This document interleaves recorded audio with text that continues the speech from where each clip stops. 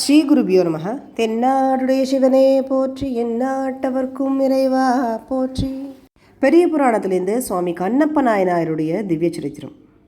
எல்லா காலத்துலேயும் எல்லா மகான்களும் ஒரு சரித்திரத்தை மட்டும் தொடர்ந்து சொல்லிகிட்டே இருக்கா, அதை நினைவுபடுத்திகிட்டே இருக்கா அப்படின்னா அது கண்ணப்ப நாயனாருடைய சரித்திரம் தான்.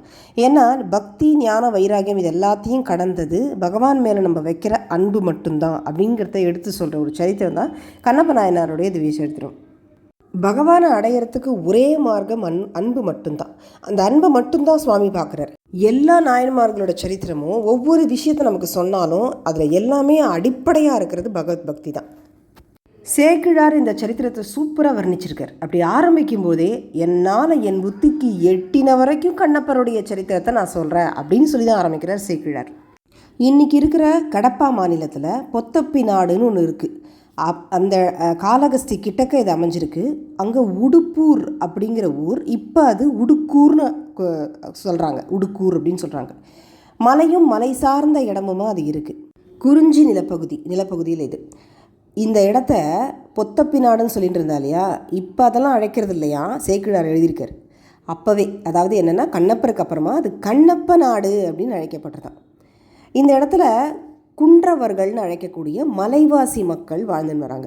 இந்த மலைவாசி மக்கள் எப்படி வாழறாங்க, அவங்க பார்க்குறதுக்கு எப்படி இருக்காங்க, அவங்களோட வீடெல்லாம் எப்படி அமைஞ்சிருக்குங்கிறத சேக்கிழார் தெய்வ சேக்கிழார் கவித்துவத்தோடு அழகாக வர்ணிக்கிறார். எப்படின்னா வீடுகள்லாம் நெருங்கி பக்கத்தில் இருக்குமா. வீட்டினுடைய அந்த ஃபென்சிங் இருக்கும் இல்லையா, அதை சுற்றி காம்பவுண்ட் இருக்கும் இல்லையா, அது யானை தந்தங்களாலேயே பண்ணியிருப்பாளாம். இதில் வனவிலங்குகள்லேருந்து கிடைக்கக்கூடிய வஸ்துக்களை தான் அணிமணிகளாக போட்டுருப்பாளாம். சின்ன புலியோடைய பல்லு, அதோடைய நகம், அதெல்லாம் அணிமணிகளாக போட்டுருப்பாளாம். முள்ளம்பன்றியுடைய முள்ளை எடுத்து அதை புலித்தோளில் சுற்றி குத்தாத மாதிரி அணிகலன்கள் பண்ணி போட்டுருப்பாளாம். இவாளுக்குன்னு சில எத்திக்ஸ் இருக்குது. எப்படின்னா யானை கூட்டமாக இருந்தால் அதை அடிக்க மாட்டாளாம், தனியாக இருக்கிற யானையை அடிப்பாளாம். பிறந்த சில நாள் ஆனால் சின்ன மிருகங்களை, அது வனவிலங்குகளாக இருந்தாலும் கொடூரமான மிருகமாக இருந்தாலும் சின்ன மிருகங்களை, குழந்தைகளை அடிக்க மாட்டாலாம். கர்ப்பமாக இருக்கக்கூடிய விலங்குகளை அடிக்க மாட்டாலாம். சில பெண் விலங்குகளை வேட்டையாட மாட்டாலாம். இவ பார்க்குறதுக்கு பயங்கரமாக ரொம்ப எப்போதுமே ஒரு கொலை பண்ணக்கூடிய ஒரு அந்த ஆக்ரோஷத்தோடையே இருப்பாளாம்.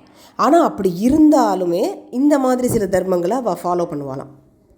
வேடுவர் குலத்தில் இருக்கிற இவாளுடைய குழந்தைகள் எப்படின்னா, ஒவ்வொரு குழந்தையும் ஆண் குழந்தையாக இருந்தால் புலியோடையும் யானையோடையும், சின்ன புலி யானை அதோட பழகுமா, வீட்டிலேயே கட்டி போட்டு வச்சுருப்பாளாம் வாசலில். அதே போல் பெண் குழந்தையாக இருந்தால் மானோடையும் முயலோடையும் பழகுமா. இவா இருக்கிற இடத்துல அருவியிலேருந்து வர சத்தமும், அருவி கொட்டுறதுலேருந்து வர சத்தமும், வன விலங்குகள் கத்துற ஒலியும் எப்போதும் இருந்துகிட்டே இருக்குமா. இவா கிட்ட அச்சம் கிடையாது, அருளும் கிடையாது, இரக்கமும் கிடையாது. இது எதுவுமே இந்த வேடுவர் குலத்தில் யாருக்குமே கிடையாதான். சில வேடுவர்கள் வழிப்பறி பண்ணக்கூடியவாளாக கூட இருப்பாளாம். இந்த வேடுவர்களில் சில பேர் வழிப்பறி பண்ணுவாளாம். தோலை வஸ்திரமாக போட்டுருப்பாளாம். ரொம்ப ஹார்டான புலியோடைய தோலை, கரடியோட தோலை வஸ்திரமாக போட்டுருப்பாளாம். இப்படி இருக்கிற கும்பலுக்கு ஒரு தலைவன் வேணும் இல்லையா. நாகன்னு சொல்லிட்டு தலைவர். அவர் தான் இந்த வேடுவ குலத்துக்கே அதிபதி. அப்படி ஒருத்தர் இருக்கிற அதிபதியாக இவ அத்தனை பேருக்கும். அவர் எப்படி இருப்பார் நான் பார்க்குறதுக்கு, கருப்பு பாறை எப்படி இருக்குமோ பெரிய கருப்பு பாறை மாதிரி இருப்பாராம். பார்க்குறதுக்கு கம்பீரமாக இருப்பாராம். ஆனால் அவருடைய மனைவி தத்தைன்னு பேர். புலித்தோல், புலி நகம், இதனால தான் அவளுக்கு தாலியே போட்டுருப்பாளாம். இரும்புலி எயிற்று தாலி அப்படின்னு சொல்கிற சேக்கிழர். அதாவது அந்த புலித்தோலை புலி நகத்தை தாலியாக போட்டுக்கிறது, புலி நகத்தில் அணிகலன்கள் போட்டுக்கிறது. எப்படின்னா இந்த புலியை நான் தான் கொன்னேன் அப்படிங்கிறது தன்னுடைய வீரத்தை காட்டுற மாதிரி. அதுக்கு பெண்களுடைய தாலியே புலி நகம் வச்சது தானே. இப்படி இருந்துருக்கிற இவாளுக்கு ஒரே ஒரு குறை தான், குழந்தை இல்லைங்கிற ஒரே ஒரு குறை தான் இவாளுக்கு. வேடுவ குலத்துக்கு தலைவராக இருக்கிறதுனால தனக்கப்புறமா ஆள்றதுக்கு ஒரு குழந்தை வேணும்னு இவள் நினைக்கிறா. அதனால் என்ன பண்ணுறா, பூஜை பண்ணலான்னு ஏற்பாடு பண்ணுறா முறைப்படி. அதையும் எப்படின்னா அவளுடைய வழக்கம் முருகனை பூஜை பண்ணுவாளாம். நமக்கெல்லாம் பூஜை பண்ணி வைக்கிறதுக்கு எப்படி அர்ச்சக்கால் இருக்காளோ அது மாதிரி இவா வழக்கத்தில் இந்த வன தேவதைகளை பூஜை பண்ணுறதுக்கு ஒரு கிழவி ஊற்றி இருக்கா. அவள் பேர் தேவராட்டி அப்படின்னு பேர். வன தேவதைகளை பூஜை பண்ணுற அவளே சொல்கிறா, குழந்தை இல்லாததுனால வழக்கமாக நம்மளுடைய இதில் என்னென்னா முருகனை பூஜை பண்ணுறது தான் வழக்கம் அப்படின்னு சொல்லி முருகனை உபாசனை பண்ணணும்னு சொல்கிறாள். இந்த கணவன் மனைவி 2 பேரும் முருகனுடைய கோவிலுக்கு போய் பூஜை பண்ணி சேவல் மயில் இதெல்லாம் உயிரோட கோவிலில் விடுறா. பொதுவாக இதெல்லாம் அடித்து கொண்டு தானே வாழ்க்கை பழக்கம். வேண்டுதலுக்காக உயிரோடு கொண்டு போய் கோவிலில் விடுறா. முருகனுடைய கருணையினால் தத்தை கருவுற்றா. ஆண் குழந்தையும் பிறந்தது. வீட்டிலே தான் அந்த காலத்தில் பிரசவம் இல்லையா, வேடுவ குலமாக இருக்கிறதுனால அவள் எல்லாம் வீட்டிலே தான் பிரசவிப்பா இல்லையா. அப்படி குழந்தை பிறக்கும்போது அவ்வளவு வாத்தியங்கள் வாசித்து பறையடித்து அந்த மக்கள் அத்தனை பேரும் சந்தோஷப்படுறா அந்த ஆண் குழந்தை பிறந்த உடனே. அன்னைக்கு மேகங்கள் சூழ்ந்து மழை பெய்கிற மாதிரி இருக்குது, காற்று பலமாக வீசுறது குழந்தை பிறக்கும்போது. அந்த சமயத்தில் மரத்துலேருந்து புஷ்பங்கள் அந்த காற்றுல பறந்து வந்து விழறாப்பில் தான் இந்த பார்க்குற மக்களுக்கு தோன்றுறது. ஆனால் ஆக்சுவலாக என்னென்னா தேவலோகத்துலேருந்து தேவர்கள் புஷ்பத்தை அப்படியே தூவுறாளாம். ஏன் தேவர்கள் புஷ்பத்தை தூவணும் இந்த காட்டுவாசி குழந்தைக்கு அப்படின்னா, ஒரு சிவபக்தன் அன்புன்னா என்னன்னு காட்டுறதுக்கு, உலகம் உயிர்களுக்காக அன்பை காட்டுறதுக்கு பிறந்துட்டான்னு சொல்லி தேவர்கள் சந்தோஷப்பட்டாலாம். அதனால் தேவலோகத்துலேருந்து பூக்களை தூவுறாளாம். அவ்வளோ அழகாக வர்ணிக்கிறார் சேக்கிழார். கருங்கதிர் விரிக்கும் மேனி. கதிர் வந்து எவ்வளோ பிரகாசமாக இருக்கும், சூரிய கதிர். கருமையான கதிராக கருப்பாக இருந்தாலும் அந்த குழந்தை பிரகாசமாக இருக்கான் அப்படி சொல்கிறார் சேக்கிழார்.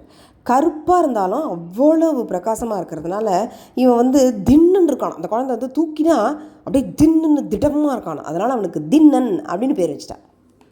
கண்ணப்பன்கிற வச்ச பேர் இவா வச்ச பேர் இல்லை, பின்னாடி முக்கண்ணனான அந்த பரமேஸ்வரனே வச்ச பேர் தான் கண்ணப்பன். இவா வச்ச பேர் தின்னன். தின்னன் தீரன் அப்படின்னு சில இடங்களில் சொல்லப்படுறது. தீரன் அப்படின்னா வீரன்னா வெறும் வீரமானவன், தீரன்னா சுவாமிகளுக்கு பெரிய மகான்களுக்கு தான் தீரன்கிற பேர் கொடுப்பான். அதனால் இவருக்கும் இந்த பேர் இருக்குது. இந்த குழந்தைய சீரும் சிறப்புமாக இயற்கையோட அழகாக வளர்த்துன்னு வரா. இயற்கையான உணவுகள் தான் சாப்பிட்றது இந்த குழந்தை. வேப்பங்கொட்டையால் 4 பக்கமும் அந்த வேப்பங்கொட்டையை வந்து ஒரு நூலில் கட்டி அதை வந்து இடுப்போடு சுற்றி அரஞ்ஞான் கயிறாக கட்டி வச்சுருக்காளாம் அந்த குழந்தையோட அம்மா தத்தை. இப்போது இந்த குழந்தை சின்ன குழந்தையாக இருக்கா, இதை பார்த்துக்கிறதுக்கு உடனே ஒரு தாயால் பார்த்துக்க முடியாது. அதனால் அதுக்குன்னு ஒரு கிழவி இருக்கலாம். அவள் கூடவே இருந்து இந்த குழந்தைய நல்லா பார்த்துப்பாலாம். காட்டு அணிமணிகள் இருந்தால் அந்த குழந்தைகளுக்கு போட்டு விட்ருக்கா. அதே மாதிரி வாயிலேருந்து அந்த குழந்தைக்கு ஜொல்லு விடுறத வரும் இல்லையா, அந்த குழந்தை பருவத்தை அழகாக வர்ணிக்கிறார் சேக்கிழார். அப்படி ஜொல்லு வரதை அது ஜொல்லுன்னு சொல்லக்கூடாதான், கங்கை நீராம் அப்படி சேக்கிழார். இந்த கதையோட பின்பகுதியை பார்க்கும்போது அடுத்தடுத்து வர விஷயங்களை பார்க்கும்போது தான் எவ்வளோ அழகாக ஆரம்பத்துலேருந்து வர்ணிக்கிறார் அப்படிங்கிறது நமக்கு புரியும். இது வந்து ரொம்ப பவித்திரமானது அப்படின்னு சொல்லிட்டு அதுவும் போதலைன்னு அமிர்தம்னு சொல்கிறார். ஏன்னா பரமேஸ்வரனே இதை ஏற்றுக்கிறார் இல்லையா. அதனால் ஒவ்வொரு இளம் வயசு பருவத்துலேயும் இந்த குழந்தை செய்கிறதெல்லாம் அழகாக வர்ணிக்கிறார். இந்த குழந்தை என்ன ஆகுது, இப்போ கொஞ்சம் பெரிய குழந்தையாகிடுது. ஓடி ஓடி போய் என்ன பண்ணுறதா, இந்த செந்நாய் மான்குட்டி அதெல்லாம் இழுத்துன்னு வந்து வீட்டில் கட்டி போடுறதான். இப்படி இதுதான் இதுக்கு விளையாட்டு. படிப்பு அதெல்லாம் எதுவும் கிடையாது அவளுக்கு. 12 வயசு வரைக்கும் வீட்டிலே வச்சுருந்துட்டு 12 வயசுக்கு வில்வித்தைக்காக அனுப்பிச்சி வைப்பாலாம் ஒரு ஆசான் கிட்ட. அதை அவர் எப்படி சொல்லிக் கொடுப்பாருன்னா, வில்வித்தை, விலங்குகளை ஓட்டின்னு வருது, வலை வீசுறது, வேடுவ குல தொழிலுக்கு என்னெல்லாம் தேவையோ, விலங்குகளை எப்படி பிடிக்கிறது, இந்த மாதிரி கத்தி அந்த குத்தி இது பண்ணுறது, அதெல்லாம் எல்லாமே வேடுவர்கள் தெரிஞ்சுக்க வேண்டிய எல்லாத்தையுமே அவர் சொல்லித் தருவாராம். இப்படி இருக்கும்போது இதை கொண்டாடணும் இல்லையா, இதை வந்து பண்ண போகிறா. இனிமேல் தான் அந்த குழந்தைய அந்த ஸ்கூலில் கொண்டு விட போகிறா. அதுக்காக ஒரு வாரமாக கொண்டாட்டம் நடக்கிறதான். ஏன்னா அந்த வேடுவ குலத்தை தலைவனுடைய குழந்தைங்கிறதுனால இந்த குழந்தைக்கு அவ்வளோ எல்லாம் நடக்கிறது. மாமிசம் தேன் இதெல்லாம் வச்சு பெரிய விருந்து ஒரு வாரமாக ஜாலியாக கொண்டாடி அந்த குழந்தைய கொண்டு அந்த ஸ்கூலில் விட போகிறா. முதல்ல இந்த வில்லு எடுத்துன்னு போகிறது இல்லையா, அந்த வில்லுக்கு காப்பு கட்டுறா. இப்படியாக ஆரம்பித்து இந்த கல்வி 4 வருஷம் ஓடுறது இந்த தின்னனுக்கு. தின்னன் அத்தனையும் கற்றுக்கிறான். 16 வயசில் எல்லாத்தையுமே கற்றுன்றான் தின்னன். இப்படி இருக்கும்போது ஒரு நாள் என்ன ஆகுது, இந்த வேடுவர்கள் எல்லாரும் சேர்ந்து ஒரு மீட்டிங் போடுறா. என்ன பேசுகிறான்னா, திங்கள் வேட்டைன்னு ஒரு வேட்டை ஆடுவாளாம். இது மாதம் ஆடுவா போல இருக்குது. இது ரொம்ப நாளாக பண்ணவே இல்லை. இந்த வேட்டையை வந்து அவள் செய்யவே இல்லை. கொஞ்சம் ஒரு ரீசெண்ட் டைம்ஸில் அவள் பண்ணவே இல்லை. இதனால் என்ன ஆகிடுது, வனத்தில் வந்து கோரமான மிருகங்கள் வந்து ரொம்ப பெருகி போயிடுது. இதனால் இவள் எல்லாரும் சேர்ந்து நாதன்கிட்ட வந்து சொல்கிறா, நாகர்கிட்ட, நீங்கள் அது நாகன் வந்து எப்படி வேட்டையாடுவார்னு எல்லாருக்குமே தெரியும். ஏன்னா அவரை மாதிரி ஒரு பராக்கிரமசாலி கிடையவே கிடையாது. அப்படி இருக்கிறவர். அதனால தானே தலைவராக இருக்கார். ஸோ அவர்கிட்ட வந்து எல்லோரும் சொல்கிறா, இந்த மாதிரி நம்ம இந்த வேட்டையாடி ரொம்ப நாளாச்சு, வனவிலங்குகளும் ரொம்ப பெருகி போச்சு, அதனால் நம்ம இதை சீக்கிரத்தில் பண்ணி ஆகணும் அப்படின்னு சொல்லும்போது இவர் சொல்கிறார், எனக்கு ரொம்ப வயசாகிடுது, முன்ன மாதிரி எனக்கு இல்லை, குறி வைக்க முடியல, ஓட முடியல, அதனால் எனக்கு ரொம்ப சிரமமாக இருக்குது. என்னுடைய பையன் இருக்கா இல்லையா, அவனுக்கு சின்ன வயசாக இருக்குது, அவனை வேணால் அனுப்பிச்சி வைக்கிறேன், கூடிய சீக்கிரத்தில் அவனே தலைவனாக்கிடலான்னு நான் யோசிச்சுட்டு இருக்கேன் அப்படிங்கிறேன். இவாளுக்கெல்லாம் இதில் ஒன்றும் பிரச்சனை இல்லை. ஆனாலும் இவன் ரொம்ப சின்ன பையனாக இருக்கான், 16 வயசு தான் இருக்குது, இவனால் செய்ய முடியுமோ அப்படின்னு இவாளெலாம் யோசிக்கிறான். சரின்னு சொல்லிவிட்டு அதுக்கு ஏற்பாடெல்லாம் பண்ணலான்னு முடிவு பண்ணுறா. திரும்பவும் முதல்ல இந்த திங்கள் வேட்டைக்கு போகிறதுனால இவனுக்கு ஒரு பூஜை, சில அவளுடைய வழக்கப்படி சில பூஜைகள்லாம் இருக்குது, அதெல்லாம் பண்ணி அந்த பையனுக்கு ஆசீர்வாதம் பண்ணணும். அதுக்காக இந்த மறுபடியும் இதே பாட்டி, தேவராட்டி பாட்டி தான் பூஜைக்கு வந்துடுறேன்னு சொல்கிறான். அந்த இடத்துக்கு வரா அந்த பாட்டி. புஷ்பமும் அக்ஷதையும் வரும்போதே கொண்டு வரலாம். வெண்மையான சடையோட மர உரி தரிச்சுட்டு அவளுடைய உடம்பு அப்படியே கருமையான உடம்பாக இருக்கான், தலை மட்டும் வெண்மையாக இருக்கான். அவளை கூட வர்ணிக்கிறார் சேக்கிழார் அழகா. அப்படி அந்த பாட்டி அந்த பாட்டி வந்தோடனே இந்த நம்ம தலைவர் இருக்கார் இல்லையா, அவர் விசாரிக்கிறாராம், நீ சௌக்கியமாக இருக்கியான். ஏன்னா ஒரு நாடாக இருந்தாலும் காடாக இருந்தாலும் ஒரு பகவானை பூஜை பண்ணுறவா சௌக்கியமாக இருந்தால் மட்டும்தான் அந்த பகவானுடைய ஆசீர்வாதத்தில் மற்ற எல்லாரும் சௌக்கியமாக இருக்க முடியும் அப்படிங்கிறத இந்த இடத்துல அழகாக காட்டுறார் சேக்கிழார். அவளை விசாரிக்கிற, நீ தான் என்னை சௌக்கியமாக வச்சுருக்கியப்பா, நான் நன்னா தான் இருக்கேன் அப்படின்னு அவளும் சொல்கிறாளாம். இப்படி இதில் முடிஞ்ச உடனே அவள் சொல்கிறா, நாளைக்கு உன் பரம்பரையில் இதுவரைக்கும் கிடைக்காத ஒரு பாக்கியம் கிடைக்க போகிறது, அதுவும் இந்த குழந்தைக்கு கிடைக்க போகிறது. அதனால் நாளைக்கு நான் பூஜை பண்ணிவிட்டு வன தேவதைகளெல்லாம் பூஜை பண்ணணும், பூஜை பண்ணிவிட்டு பிரசாதத்தோடு வரேன் அப்படின்னு சொல்கிறேன். அடுத்த நாள் காலம்பரை ஆச்சு.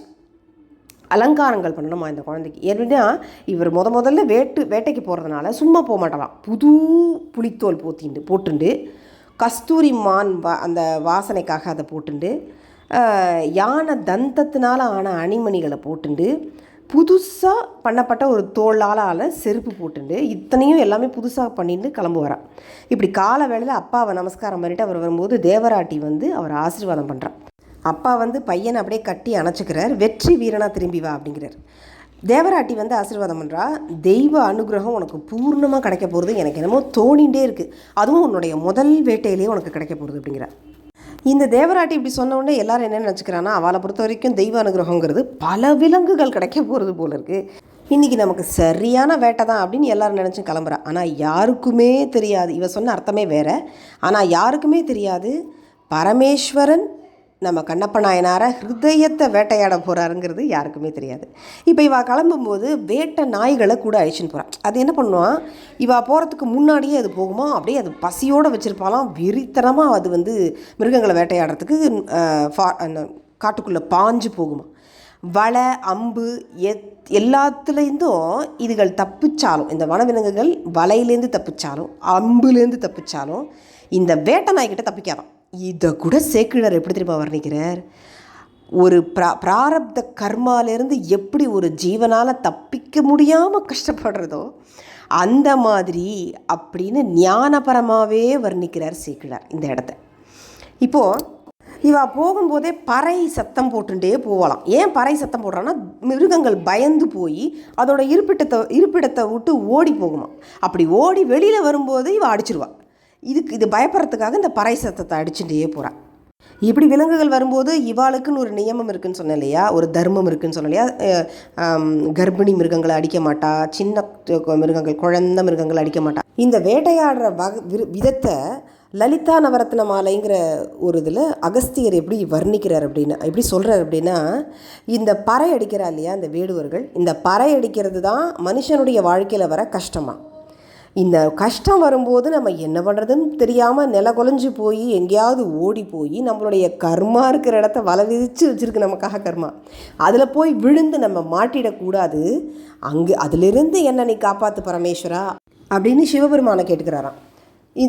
இப்போது என்ன ஆகுறது, வலையை எல்லா இடத்துலையும் விரித்து வச்சுருக்கா இல்லையா, அப்படி வலையையும் அறுத்துண்டு ஒரு பயங்கரமான ஒரு உருவம் வருது, ஒரு குன்று மாதிரி இருக்குது. அது என்னென்னா கருமையான நிறத்தில் இருக்கிற ஒரு காற்று பன்றி. அது என்ன பண்ணுறது, அது அடுத்துண்டு பிச்சுண்டு வரும்போது எல்லோரும் கத்துறா, டே அதை விட்டுறாதரா புடுறா அப்படின்னு சொல்லி கத்துறா. அப்படிங்கும்போது எல்லாரும் அவள் பின்னாடியே, அந்த பன்னி பின்னாடியே எல்லாருமே ஓடுறா. வில்லு அம்பு வாள் இது எல்லாமே தின்னன்கிட்ட இருக்குது. தின்னனுக்கு கூட பக்கத்தில் அவருக்கு எப்போதுமே பாதுகாப்பாக இருக்கணும்னு அவள் அப்பா 2 மெய்க்காவலர்களை அனுப்பிச்சிருக்கா. ஆனாலும் தின்னன்கிட்ட அவர் என்ன சொன்னார்னா, மெய்க்காவலர்கள் இருந்தாலும் உன்னுடைய பலம்தான் முக்கியம், நீ எப்போதுமே ஒன்றை தான் நம்பணும் அப்படிங்கிறார். அந்த மெய்க்காவலர்கள்கிட்டையும் திண்ணன் கூடவே நீங்கள் இருக்கணும், எங்கேயுமே நகரக்கூடாதுன்னு சொல்லி வச்சுருக்கார். இது எப்படி இருக்கும்போது இவர் இந்த பன்றியை துரத்தின்னு ஓடி வரார் இல்லையா, அது பலகாது தூரம் ஓடி ஓடி ஓடி அது பின்னாடி இவர் வரார். அது சலைச்சு போச்சு, ஓட முடியாமல் களைச்சு போய் ஒரு மரத்துக்கு நடுவில் மாட்டின்னு இந்த பன்னி நிற்கிறது. இதோட இந்த கதையை நிறுத்தி வைப்போம். இதோடைய தொடர்ச்சியை அடுத்த வீடியோவில் பார்க்கலாம். இந்த வீடியோ உங்களுக்கு பிடிச்சிருந்தது லைக் பண்ணுங்கள். இதே மாதிரி நிறைய சரித்திரங்கள் கேட்கணுன்னா இந்த சேனலை சப்ஸ்கிரைப் பண்ணி வச்சுக்கோங்க. சர்வம் ஸ்ரீ கிருஷ்ணார்ப்பணம். அனைவருக்கும் நமஸ்காரம். உங்களுடன் ஸ்ரீமதி ராம்குமார். நன்றி.